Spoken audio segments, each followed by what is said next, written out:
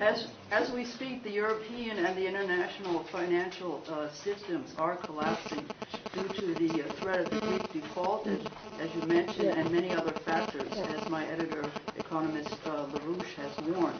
If the U.S. were to reenact Roosevelt's Glass-Steagall law to re-regulate the banks, where they would be divided up in such a way that the speculative activity would not be guaranteed, would you go for such a policy in Denmark? We have been involved in, our party have been involved in 4 bank packages since 2008, which has been very hard.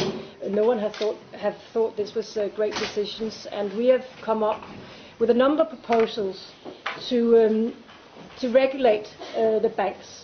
And one of the proposals that we have had for a long time is to discuss these big financial supermarkets and maybe make some divisions in the big financial supermarkets. So this is basically an idea that we would very happily discuss. Should we have more division in terms of what they do, these big financial supermarkets that we call them here.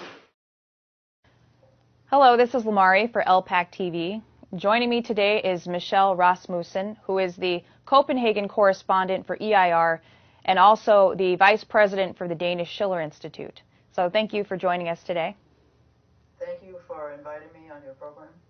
She was the voice you heard asking the question in the previous clip to the then candidate for prime minister, but now current prime minister of Denmark, Helle Thorning-Schmidt.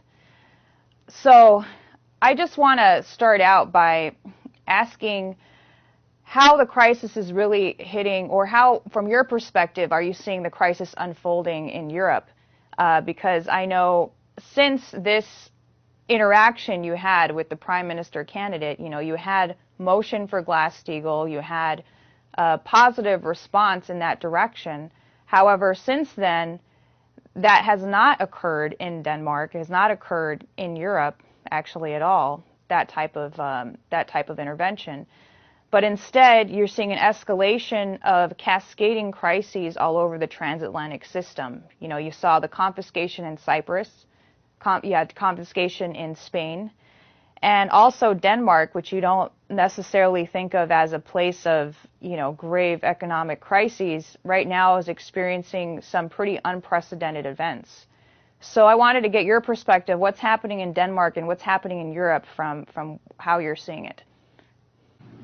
Well, from up here near the North Pole, I can say that right now, as we speak, there is the largest lockout in Danish history. What happened is that there were contract negotiations between the teachers' union and the Association of Municipalities. And during the contract negotiations, the Municipalities Association, under pressure of austerity policy of the government, threatened the teachers that if they did not accept the contract, which meant that it was a dispute about who should set the working hours of the teachers, that if they did not accept the proposal by the Municipality Association, 57,000 teachers would be locked out. So that started as of Tuesday, which means that around 900,000 students are not able to go to school.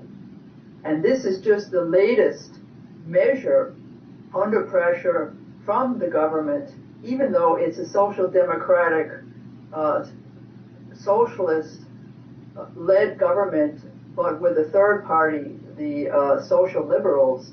They have simply picked up on the same terrible austerity policy that the rest of Europe is going with. They have accepted the austerity policy, they accepted the bank packages, instead of having Glass-Steagall getting rid of the speculative debt and then really investing in the future. So this is just the latest, and the Schiller Institute, as was shown in another video with our chairman, Tom Gillisberg, we were out at the demonstrations. Since the lockout started, we have been out at demonstrations every day distributing our statement, which calls for the 3-point program that the LaRouche movement is organizing for internationally. And the government has also been trying to get through a cut of the welfare system, a cut of the student aid, and other type of social programs to go along with the austerity, even though Denmark is actually not in the euro. The population of Denmark voted twice in referenda no to joining the euro, and now especially since what's happening in the euro and the other countries, there's no way that there would be an election for it. Yet the government has decided to go with an austerity policy. And you can, the way we're thinking about this teacher strike is like what happened with Reagan and the flight controllers strike. The attempt to break the teachers union as the first step in really smashing any resistance of the population for austerity. But the teachers bravely have decided to fight back, and they are trying to get support from the rest of the labor movement also and the population. What has been the response in Denmark to the confiscation in Cyprus and also in Spain? Is there a sense that this is coming throughout all of Europe, that this, you know, somehow, even though there was a rejection of the euro, that there still is going to be a sort of looting process that might come into Denmark as well? I'm not sure exactly what people are thinking about the Cyprus question. It's certainly the case that it has exposed the total bankruptcy of the euro, and any intentions on the part of the government and even the opposition parties who are trying to get Denmark into the euro, into the euro. All plans on any type of referendum are definitely dead as of now, seeing what's going on. Mm-hmm. Well, if you look at what Iceland had done in the aftermath of the 2008 collapse, they let their too big to banks fail actually fail, and as they should have. And also, this was around the same time that you had that exchange with the then-to-be Danish Prime Minister. You also spoke to the Icelandic Finance Minister, and we have a clip of that exchange.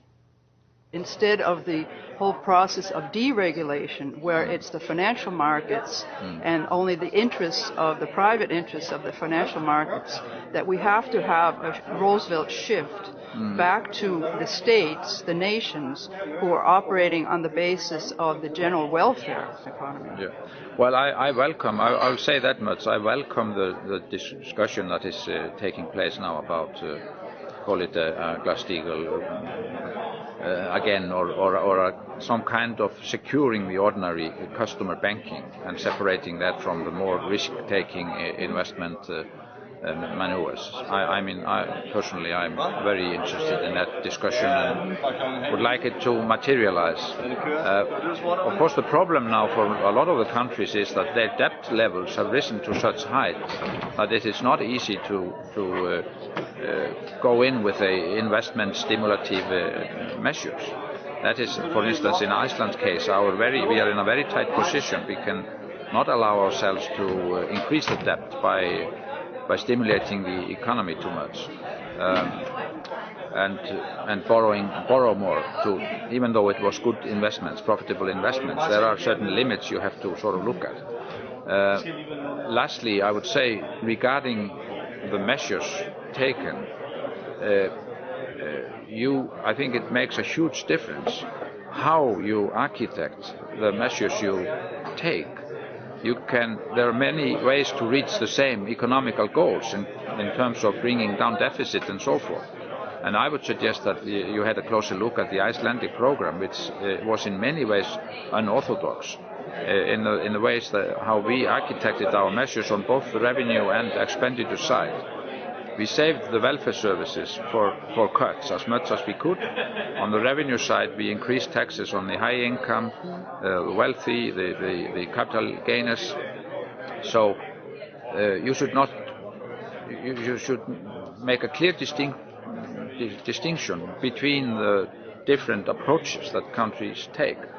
And in my mind, if it is a international cooperation, be it through the IMF or be it what the EU is doing now in relation to some member countries, I think personally the country concerned should have a lot of flexibility to try to choose its best path, provided that they are getting control of the situation. In our case, I think that was a very important part of the IMF cooperation, that we got a lot of space to decide, choose the mixtures of measures, and it made it more acceptable and much more bearable for society. So as long as you can deliver what needs to be delivered, it should be up to you to choose the methods.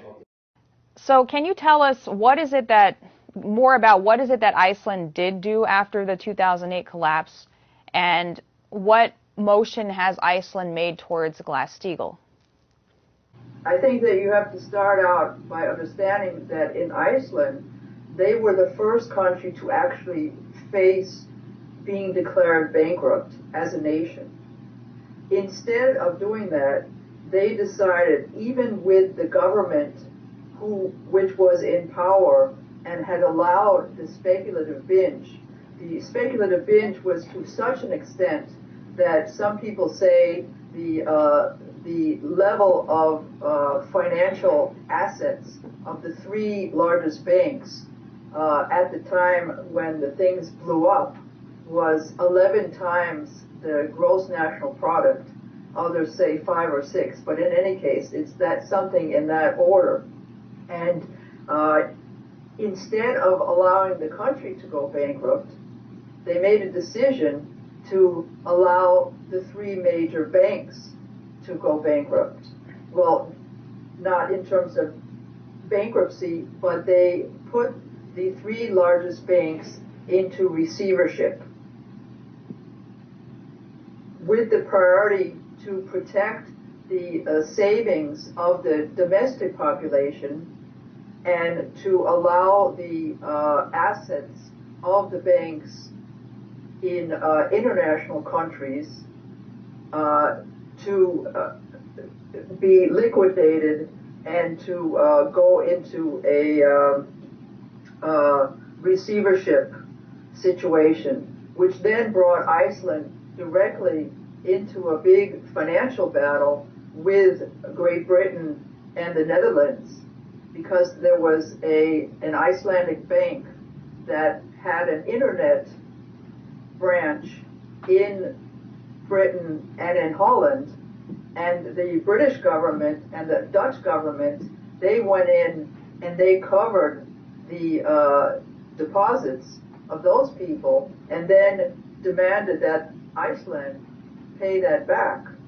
What happened was that the Icelandic parliament actually made two different agreements and then presented that to the Icelandic president for his signature. The Icelandic president, Grimsson, refused to sign those agreements, even though they were negotiated by the parliament, by saying this is such an important issue that we have to put this to a referendum. And the population voted no both times. The other aspect is that you had a revolutionary situation with the population. The population of Iceland, it's only about 250,000 people, and you had people simply taking to the streets. The whole square in front of the Icelandic parliament was filled day after day with citizens banging their pots and rattling their keys and shouting and saying that they refused to accept the consequences of the financial speculation of the few. So there was a combination of the fact that the people took to the streets and that you had a statesman like President Grimson who said, no, we have to ask the population, are they willing to accept a private bank's debt and put themselves into hock years and years, or do they refuse to accept the burden of private bank debt? So that was a major thing, and the President Grimson was actually interviewed recently at the Davos summit meeting, and he said to Stephen Cole of Al Jazeera, he explained that the recovery in Iceland is going much better than any of the countries in Europe and in Southern Europe. And he said, and he thinks the primary reason is that we were wise enough to realize that this was also a fundamental social and political crisis. We introduced currency controls. We let the banks fail. We provided support for the poor. We didn't introduce austerity measures of the scale you're seeing here in Europe. And the end result 4 years later is that Iceland is enjoying progress and recovery very different from the other European countries that suffered from the financial crisis. And then he was asked, should the rest of Europe let the banks fail also? And he replied, I think so. As I have often asked people, why do they consider the banks to be the holy churches of the modern economy? Why are private banks not, like airlines and telecommunication companies, allowed to go bankrupt if they have acted in an irresponsible way? The theory that you have to bail out the banks is a theory about bankers enjoying for their own profits their success, and then letting ordinary people pay for their failure through taxes and austerity. And people in enlightened democracies are not going to accept that in the long run. It's also important to understand, if people don't know, that Iceland is not a member of the euro, which gave them the ability to have national sovereignty, national economic sovereignty. They could, for example, devaluate their currency. They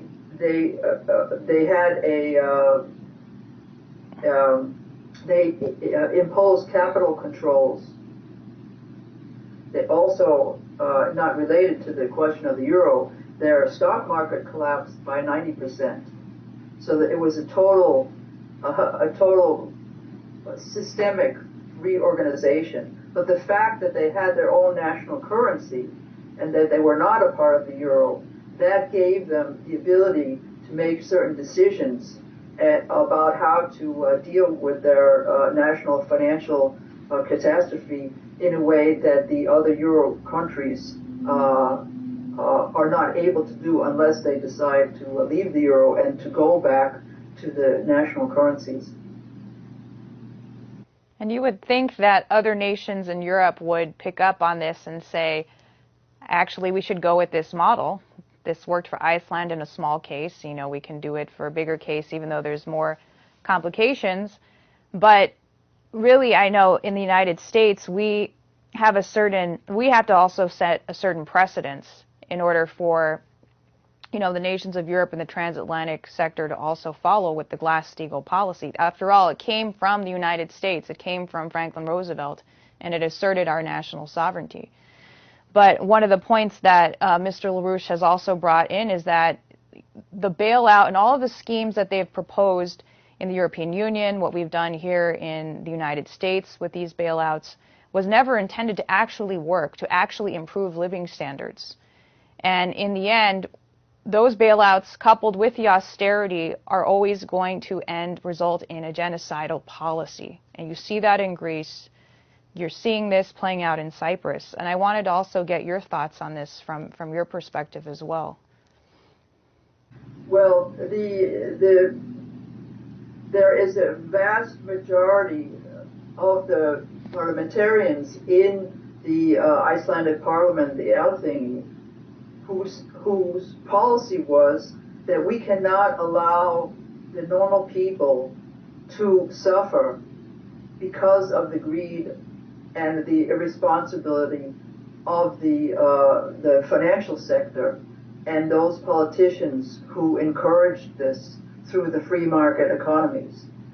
So to answer your question also just before about the drive for Glass-Steagall in Iceland, there is a motion that was just unanimously passed by by the Economics and Trade Committee, which calls for the Industry and Innovation Minister to establish a committee to investigate how and if there should be a full bank separation in Iceland. Is saying that in order to minimize the risk of the banking system to the economy of the nation, the committee should examine the policies of neighboring countries in this regard and then submit its recommendations before October 1st. And if the U.S. were to decide to adopt Glass-Steagall, that would immediately change everything for the rest of the world. Because who would go along with the robbery in Cyprus, the over 60% youth unemployment in Greece and in Spain? Who would go along with the terrible cuts to the health system, the education system? These cuts which are costing people's lives. If there were an alternative, and this is the important thing about the Iceland example, not that everything that it did was necessarily 100% right, but it shows that there is an alternative to the policies of the financial world, to the policies of the Troika, the International Monetary Fund, the European Central Bank, and the European Union. Mm-hmm. There is an alternative, and the first step is full Glass-Steagall bank separation. If you don't do that, then you're burdened by the unpayable debt, and politicians feel themselves too weak to oppose the demands of the financial elite. But the Icelanders, 250,000 people, they stood up and they said, no, we're not going to go along, we're not going to bail out, we're not going to risk the entire well-being of the population for many, many years in the future. There is an alternative. There has to be an alternative. And if the United States were to adopt Glass-Steagall, that would in an instant totally transform the situation for all the Europeans and the rest of the world. Yeah, I'd just add to that yesterday here in the United States, the state of Maine, or the Senate in Maine, passed a resolution in support of Glass-Steagall. And of course, their Senator Angus King had campaigned on a Glass-Steagall platform, but since he's been elected into the Senate, he hasn't done anything on that. We also have activity in other places, maybe not resolutions, in places like California. We had big delegations going in this week. We also had the resolution introduced in Hawaii. In total, 15 states have introduced their own resolutions for Glass-Steagall. And all you have to do is go and tell them that, look, it's in the Congress, let them know, and that's absolutely what they know needs to be done. And they support it. So you, as our co-thinker in Denmark, I'd like to get a sense also, kind of adding to this picture of our activity of what you guys are doing in the organizing and what you're getting there. Well, right now, as I say, we're going out to the demonstrations of the teachers every day and trying to organize them around the three-part program. We have just issued a new campaign newspaper here with the, let's see, you can see our 3-point program here, Glass-Steagall bank separation, national bank credit policy, and the infrastructure development, including maglev across the Kattegat Bridge. So we're distributing 40,000 copies of this newspaper. By the way, the headline is Paradigm Shift, Peace Through Development. And we also have the campaign to stop the war against Syria and Iran, avoid World War III, and also the strategic defense of the earth, as well as other things. Also hear about Obama ripping up the Constitution. And then we are also circulating a statement at the demonstrations, and this is our latest newsletter, trying to get the teachers union to come out for the 3-point program. And we the headline of our new newsletter is Stop the Finance Minister, his name is Corydon, Stop the Finance Minister's Acts with the Glass-Steagall, with a picture of the finance minister, the Danish finance minister, with the Danish economics minister egging him on. And then we are organizing a delegation to go down to Germany in 1 week to participate in the new paradigm conference down there, both to have a full discussion of the existential crisis here in Europe and in the world, with the collapsing economy, with the danger of nuclear World War III, and also the cultural degeneration. And we will also celebrate Verdi's 200th birthday and have a performance of the Mozart Requiem. So we are also preparing to participate in the musical activities, as well as the full discussion of the weekend. And then we also are involved in a drive to recruit youth to our movement, to show the youth of Denmark and of the northern countries that there is an alternative, but they have to come and help fight with us. Great. So if you're a young person who is watching this and you're in Denmark, make sure to contact the Danish Schiller Institute. Well, that sounds great. It's good to hear of your activity. Thank you for joining us today. Thank you very much for having me, and keep up the good work. Thank you.